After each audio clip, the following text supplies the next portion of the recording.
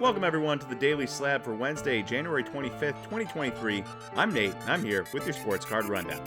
If you like this video, please click the like and the subscribe button. Helps us get this video out to more card collectors like yourselves. Alright, we got a two-parter today, and the first part is our trender. And Joe Burrow is our trender after they beat up in the snow on the Bills. Bills' biggest home field advantage is playing in the snow in the cold of Buffalo, and yet Joe Burrow and the Bengals came in and beat them on Sunday. And it has me thinking, of all the quarterbacks that have ever been drafted by a franchise, has there ever been a franchise that has had their fortunes changed so drastically, so quickly by one player? Now, obviously, it's not just Joe Burrow. Jamar Chase has a big deal in that. T. Higgins, a lot of those guys. But Joe Burrow was the number one pick. The year before he was drafted, they had 2 wins. After his rookie year, he got injured, and they had 4 wins. They had 6 total wins in 2 years. This is a team that 6 wins in 2 years is potentially on the verge of going to back-to-back Super Bowls, and at the very least has been in back-to-back AFC Championship games. And a lot of that is because of the strength of Joe Burrow, how impressive he is as a QB. It's kind of crazy to me because I feel like there is probably under no circumstance are the Bengals thinking to themselves that this is the outcome that will happen when they draft him. They expect it down the line, maybe. Yeah, we can get to a Super Bowl or 2 or 3, whatever, down the line. Maybe when he's 29, 30, 31, whatever it might be. The fact that you are in back-to-back AFC Championship games in his first 2 healthy seasons blows my mind. And Joe Burrow, it's incredible, and his market is reacting like he is incredible. He was incredible last year. His market got hot, and his market is yet again hot this year. And we're looking at his Prism Silver, 2020 Prism Silver PSA 9, and we're talking last 3 months here. It is up, and it is up pretty big, $157.52 or 52% up there. That's pretty incredible. We're talking about a QB who was a first overall pick. We're talking about a QB who played in the Super Bowl last year. To make 52% on a card in the last 3 months of a football season in which his team's good yet again, pretty impressive, and Joe Burrow and the Bengals, the real deal. Now they get to go up against the Chiefs and an injured, high ankle sprain Patrick Mahomes, and we'll see, maybe they have an easier path to the Super Bowl again than they did before, and if they make it to the Super Bowl, I like the Eagles, I like the 49ers, but I think the Bengals would be my favorite to win.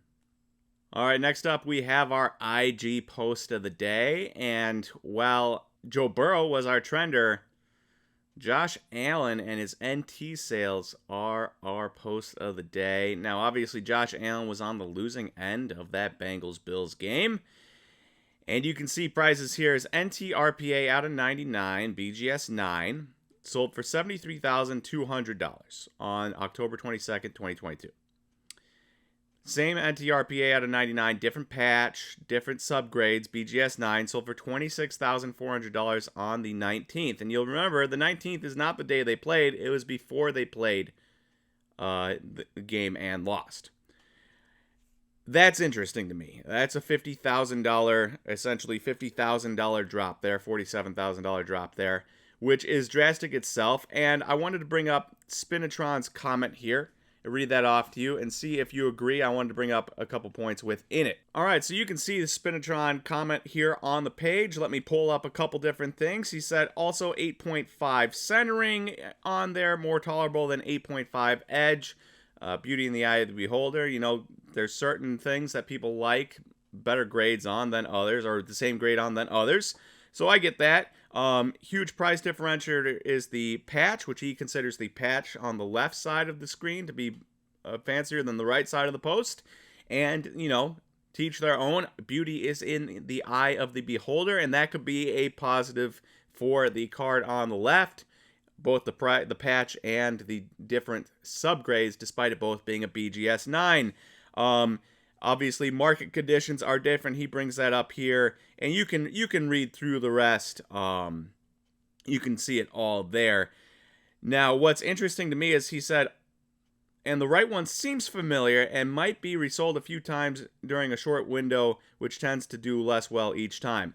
So I was curious, and I went to look this up. And to be fair, you see similar looking cards, but the number 31 out of 99, from what I could find, last sale was on October of 2021. It sold for $21,950. So it is a raise from the last time I could find this card sale, or this card sold. That is a raise. That is a raise of $5,000 since the last sale of this card. All right, that's pretty good. That's pretty good.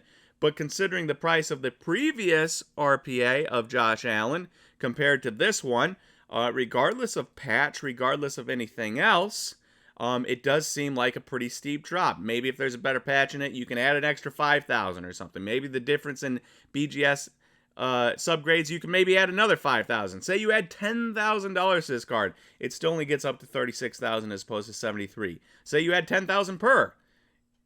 You know, it only gets up to $46,000 instead of $73,000. And so there is definitely a market drop here. And there's definitely disappointment in Josh Allen and the Bills from being a MVP frontrunner and Super Bowl favorite to losing in the second round of the playoffs. But what I want to talk about here is that we've talked about it a lot before on various SlabStox things, and you've heard it elsewhere. The AFC is stacked. You know, Joe Burrow,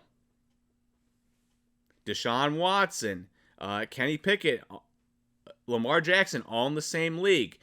Josh Allen, Tua Tagovailoa, Mac Jones, all in the same league. Aaron Rodgers, there's a rumor that that the Jets might want Aaron Rodgers for 2 first-round picks. Aaron Rodgers could go to the AFC. In the West, you have Justin Herbert and Russell Wilson and Derek Carr for the moment, but we don't need to get into that. And Patrick Mahomes. In the South quarterbacks aren't super strong, but you have Trevor Lawrence. You've got good quarterbacks all over the place in the AFC, and I think for the first time, this is where I've finally said to myself, here is the damage done to all the great QBs in this. Because we had a couple years building up to this where it's like, they wasn't ready yet. The tough league. Well, now we've gotten to a point where Josh Allen and the Bills were supposed to be Super Bowl favorites, and they've had to go up against tough QBs, too many tough QBs compared to the NFC, in which you've got a 7th-round pick and a 2nd-round pick playing each other for the right to go to the Super Bowl. You have 1st-round pick talents all over the place in the AFC. And so I think for the first time, at least for me, there's a major wow, if your team's not good enough, you're in trouble because your quarterback just can't do it alone. Josh Allen can't just do it alone. He has no rushing game. His leading rusher, Singletary, is 26th in the NFL in yards in the entire NFL. Considering there's one quarterback in front of him, Justin Fields, so we'll move him up to 25th in the NFL in rushing yards. There's only 32 teams in the NFL. We're talking about a bottom 7, and now there could be teams with multiple players from the same team above him, but still, 32 teams, and you're the 25th best running back in yards. That's not good. Most of the Bills were the 10th rushing team in the league, but most of those rushing yards also came from Josh Allen when he's scrambling, when he's feeling like he has to put the team on his back. If you take the teams ahead of him on the list that were also quarterback reliant on rushing yards, the Bears, the Eagles, and the Ravens, and you take out their quarterback yards, there's still 300 to 600 yards more than the Bills were in rushing yards on the season. And so I think a big thing for the Bills this next upcoming season is if they want to make the most of Josh Allen, and Josh Allen card collectors want the most from them, they need a real rushing attack. Not the 25th best rusher. They need something that can take the weight off of Josh Allen's shoulders and actually have a good run game where it's like, hey, you might not have it today. You don't need to force balls downfield today because we have a running game. We can slow it down. We can grind it out. You don't need to take as many shots on your body.